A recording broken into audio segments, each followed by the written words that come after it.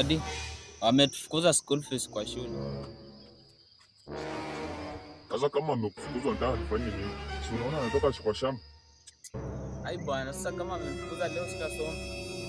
Sasa unataka niache shule? Kama unajua ni hivi haungenipeleka shule. Achio mtoto. Yaani wewe vile unajisomea wewe ama unasomea mimi. Najua mimi sikusoma. Na wewe kama unataka kuenda shule.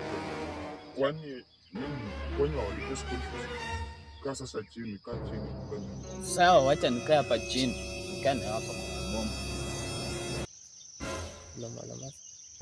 Kama unajua tu angetaka mimi niende shule, angenipeleka.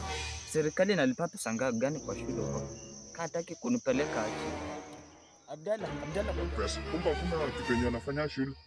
Kuja bwana.